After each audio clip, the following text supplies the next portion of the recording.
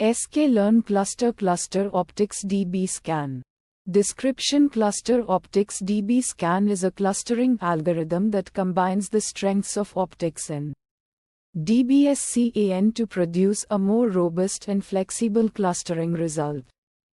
Inputs: data, a numerical array or matrix representing the data points to be clustered. Minsamples: the minimum number of samples or neighbors in a neighborhood for a data point to be considered as a core point. Outputs: cluster labels, an array of integer labels assigned to each data point indicating its cluster. Membership. Steps: Run Optics applies the optics algorithm to the data to obtain the reachability distances and ordering of points.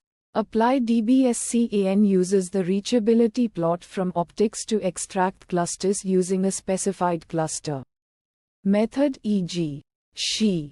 DB-Scan. Metrics. Silhouette coefficient measures the quality of clustering by evaluating how similar a data point is to its own cluster compared to other clusters.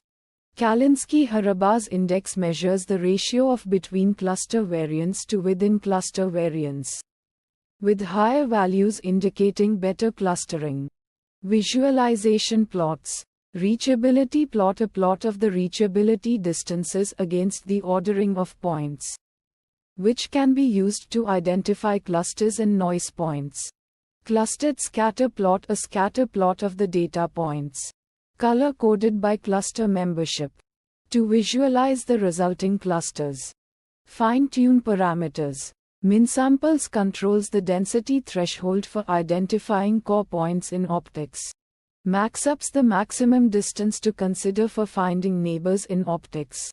Cluster method: the method used to extract clusters from the reachability plot, e.g., SHE.